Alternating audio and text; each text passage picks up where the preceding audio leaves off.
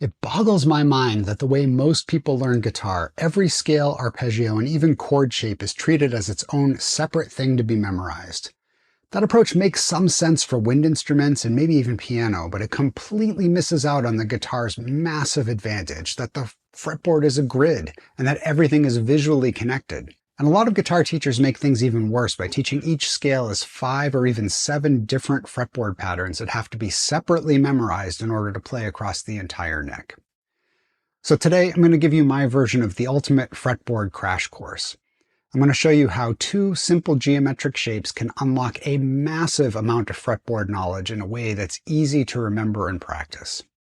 From this one 15-minute video, you'll be able to play the major and minor pentatonic scales, the major and minor blues scales, the 6 most commonly used major scale modes, the harmonic minor scale, the melodic minor scale, and the Phrygian dominant scale.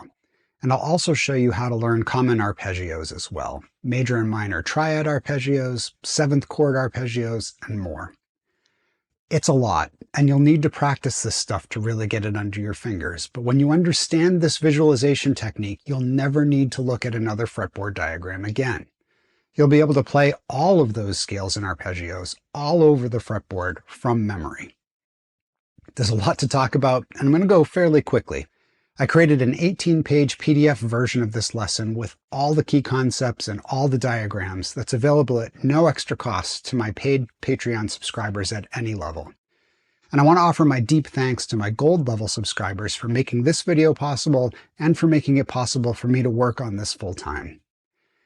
If you're new to the channel, welcome. My name's Keith. I'm a lifelong guitar player who also happens to have a PhD in electrical engineering and computer science. I've been teaching guitar for a few years and sharing the insights that finally helped me learn to improvise freely over chord changes across the entire fretboard. I don't have pro-level playing technique, and you won't find any shredding in my videos, but I do have insights you won't find anywhere else, and they've already helped thousands of guitar players break through and become improvisers.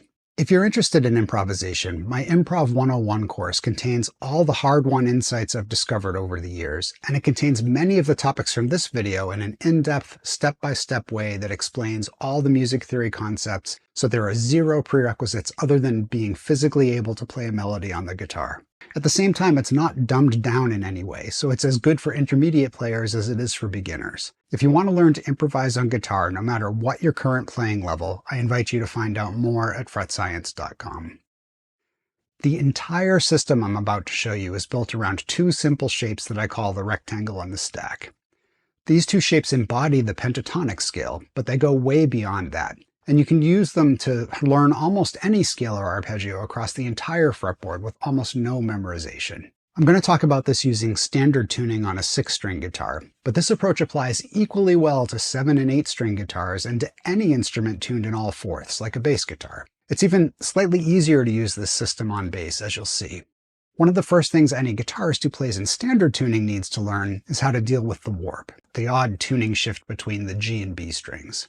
Whenever any pattern of notes crosses over the warp, the notes on the top 2 strings get shifted over 1 fret toward the bridge. This applies to everything, every scale, chord, and arpeggio. And you can completely ignore this if you play bass or if you decide to go rogue and tune your guitar in all fourths. The system works either way, so if you're tuned in all fourths, just ignore the effect of the warp. The rectangle shape is made up of 2 adjacent strings with 3 fret spans, and it usually looks like a rectangle, but when it sits on the G and B strings, it turns into a parallelogram because of the warp. The stack shape is 3 adjacent strings with 2 fret spans, and it can get distorted in 2 different ways when it sits across the warp. This is a little bit of a pain when you're getting started, but in my opinion it's worth it because it forces you to use different fingerings, and that leads to different types of phrases when you play in different positions. Some of the most well-known pentatonic licks from all the great blues and rock players are a direct result of the warp. Now let's talk about how these shapes connect. Rectangles and stacks alternate vertically, and in all fourths tuning they line up like this. If we apply this pattern to standard tuning with the warp, we shift over the top 2 strings, and we get our familiar Form 1 pentatonic shape. If we shift the whole pattern up a string, we get Form 4, and if we keep doing that, we get Form 2, Form 5, and Form 3. So all 5 of the traditional pentatonic fingering patterns come from these 2 shapes. This is an efficient way to learn these fingerings, but even if you already know all your pentatonic scale shapes, it's worth being able to visualize the rectangles and stacks inside them. And there are a few reasons why. Now, you may already know that the minor pentatonic scale and the major pentatonic scale have the exact same shapes on the fretboard, but they have different notes for the root. If you visualize the pentatonic scale in terms of rectangles and stacks, it's really easy to find all the roots for either scale. In the rectangle, the minor pentatonic root is the lower note on the upper string, and the major pentatonic root is the upper note on the upper string. In the stack, the minor pentatonic root is the upper note on the middle string, and the major pentatonic root is the lower note on the upper string. This gives you instant access to all your root positions in all 5 pentatonic forms with a little less memorization. Now, this is all well and good, and I already have videos that talk about the warp and about using rectangles and stacks to play the pentatonic scale. But there's more. These same shapes unlock almost all of the scales most commonly used by guitar players, from the major scale modes to the blues scale to harmonic and melodic minor. And the best part is you can learn all those scales in minutes once you have a handle on the rectangle and stack. But before we jump into more scales, we should talk about arpeggios. Rectangles and stacks are a really powerful way to think about arpeggios. There's a full major triad sitting inside the major pentatonic scale, and there's a mini 3-note arpeggio in the stack and another one in the rectangle. If you play just those notes and skip the other notes from the pentatonic scale, you can easily play the 5 classic major triad arpeggios on all 6 strings just by alternating rectangles and stacks like we did with the pentatonic scale. If you look up major triad arpeggio fingering patterns in a book, these are the exact fingering patterns you'll find. And it works just the same for minor triads. They sit inside the minor pentatonic scale. Here are the 5 minor triad arpeggio patterns using this method. One of the biggest benefits of being able to visualize triads this way is that it makes it easy to start playing an arpeggio anywhere on the fretboard. You just find a root note, and visualize the appropriate rectangle or stack, and then play the arpeggio inside it. And this avoids a common pitfall, which is that players who memorize the full 6-string shapes often have to start them on one of the outer E strings in order to remember them. It's much more musically useful to practice finding a root and visualizing the arpeggios around it. So those are major and minor triad arpeggios, but if you take a little time to understand intervals inside and around the rectangle and stack, it becomes pretty easy to create arpeggios for any chord without memorizing all the diagrams. Let's say I wanted to figure out how to play a dominant 7 arpeggio. A dominant 7 chord contains a major triad plus a minor 7th interval. So I'd start with the major pentatonic scale, and I'd locate the flat 7s relative to the roots. There's one 2 frets below the root in the rectangle, and there's one a fret above the middle string in the stack. And if we build these out on the fretboard, we get 5 different fingering patterns for dominant 7 arpeggios. Now, this is more mental steps than you could reasonably do on the fly while you're playing. But I found that if you learn the arpeggios this way instead of from diagrams on paper, you learn them much more thoroughly, and you end up being able to use them with a lot more flexibility. You still need to practice playing them in order to get them into muscle memory, but pulling them out of memory rather than referring to a diagram on paper seems to make that learning process go faster. And if you ever have to figure out an arpeggio for some exotic chord that comes along, you won't have to look it up. You can just build it right on the fretboard. I have a full video on intervals that can help you figure out where the extra notes go.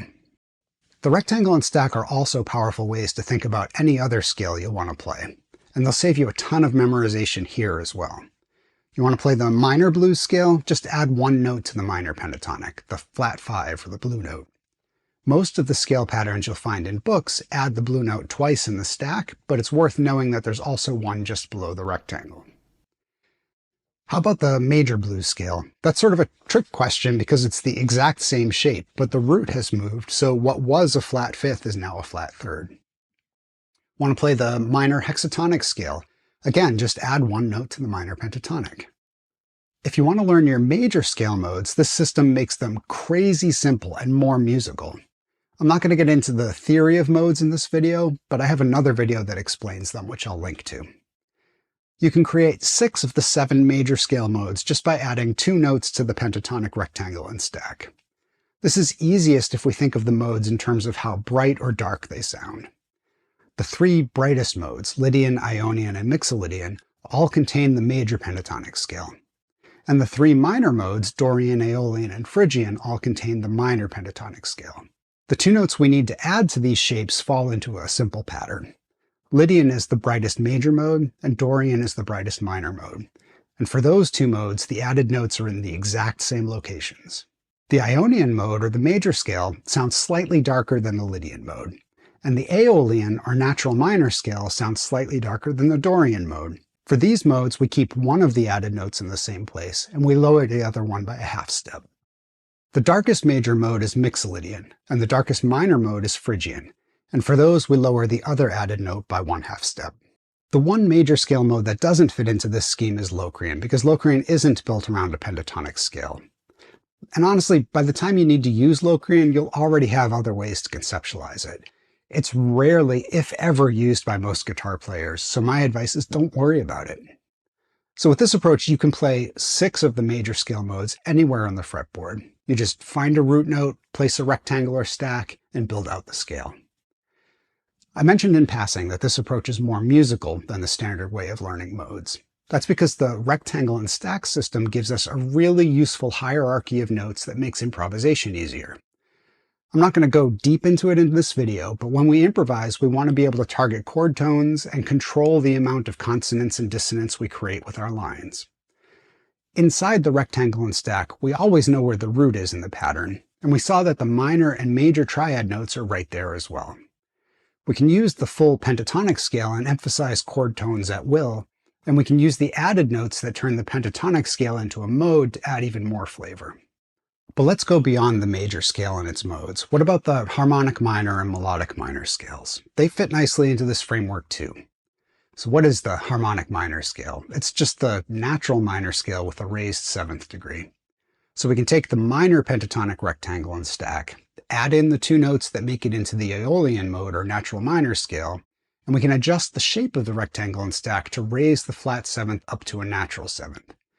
This distorts the rectangle and stack and makes them slightly harder to visualize, but it works well. And this works in all 5 playing positions. The melodic minor scale is usually described as the harmonic minor scale with the 6th scale degree also raised. Another way of looking at it is that it's the Dorian mode with a natural 7th. So we can visualize that with the exact same distorted rectangle and stack as the harmonic minor scale, but with the added notes in the Dorian position. And this works in all 5 playing positions as well. Now, in practice, I hardly ever use those scales in that way, but I do often use the 5th mode of the harmonic minor scale, which is called Phrygian dominant. It sounds like an obscure scale, but it's useful anytime you find a dominant 5 chord in a minor chord progression. This happens in the Andalusian cadence and also in Hotel California, and I have detailed lessons on both of those chord progressions on Patreon. Another way to think of the Phrygian dominant scale is as the Phrygian mode with a natural 3rd. So we can take the rectangle and stack for the Phrygian mode and alter the shape slightly by raising the minor 3rd up a half step. And so just like that, you now have easy access to most of the scales that are actually useful in improvisation and composition all over the fretboard. I think if you looked at every note that's ever been played in a guitar solo in the history of guitar, these scales account for 99% of everything. There are 2 main things I want you to take away from this video. The first, please stop wasting your time memorizing endless scale patterns. In real music, you rarely use full 6-string patterns. Instead, you grab the notes that are right under your fingers, and this system is better for that. Anywhere you can find a root, you can build a full scale or arpeggio around it. Second, this visualization method helps you think musically. Instead of memorizing new patterns, you're literally seeing how triads and scale tones are related inside the pentatonic framework. You can easily see the notes of the scale as intervals and how they relate to the root, which is more or less how our ears hear them. You can also use this system as a sort of X-ray for scales that helps you see the pentatonic scale inside the major scale modes and the triads inside the pentatonic scale. That hierarchy of notes isn't just geometric, it's perceptual. The notes of the triad are the most consonant target notes when you're soloing, and the pentatonic notes are the best choice to expand those into something that sounds vocal. The 2 extra modal notes are great to add flavor, especially when you use them sparingly. So this rectangle and stack system isn't just a trick for learning scales. It's a powerful way to visualize the fretboard that makes improvisation and composition easier. If you found this video helpful, check out this one on the most powerful way I've ever seen to solo over chord changes. And to put this into practice for improvisation, head to fretscience.com to learn more about my Improv 101 course and the Fret Science Patreon. Thanks for watching. Don't forget to like and subscribe, and I'll see you next time.